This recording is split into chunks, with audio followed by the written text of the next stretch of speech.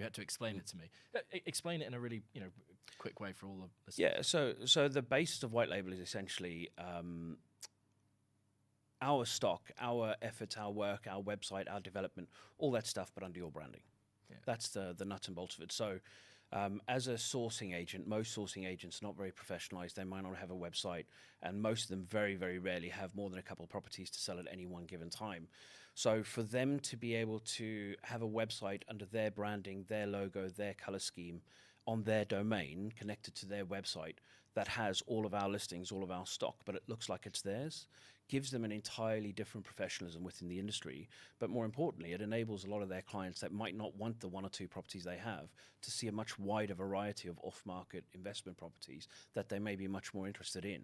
Yeah. So, for me, it's the ability to help sourcers make a lot more money and have a lot more enjoyment and pleasure in doing the bits that they actually excel in, as opposed to, focusing on having to do everything. Yeah.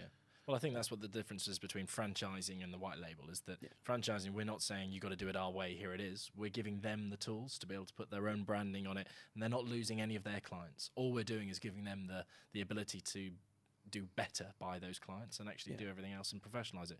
I agree. I think some of the marketing and I think I used to get one source that sent me one property by text, and I asked how many other people this has gone to, about 20.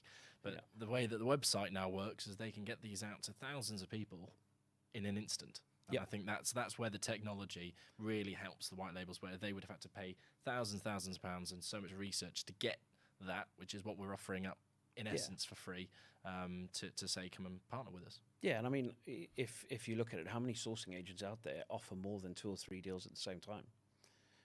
As an average, any sourcing agent I've ever worked with, generally they have one or none to sell. So what you end up having is you have all of these different sourcing agents sort of reselling like 5, 6, 7 different layers of the same deal, because one person will say, oh, I've got this great deal, and the next person will say, oh, I've got a buyer for that, and then they pass it to another sourcing agent who has a buyer for that, who actually passes it to, and by the time the deal's actually done, there's no sourcing fee in it, nobody makes any money, and it's a complete mess, and the deal falls over because A doesn't get to speak to B, because C, D, E, F, G, and H are sitting in the middle going, hey, this has got to come through me. Yeah. Well, and I think that's why we've done this, is that we've created this bottleneck, or prevented the bottleneck, where you have a sourcer on a sourcer. That doesn't exist where we are. No. So white label, that's one of our strictest kind of rules, is that it's either direct to the buyer or direct to the seller, and then it can only lead into one. So you cut out all of these sources that go from one to the next, and actually then it's deliverable. We know that every single piece of stock that's on that site is deliverable, and that's the time and effort that we've put in, which, you go to some of those sources and they can't tell you that. Oh, man, yeah. The amount of deals back in the day trying to buy, and it would fall through because they couldn't get a hold of the vendor, or it was no longer for sale, or people just disappear.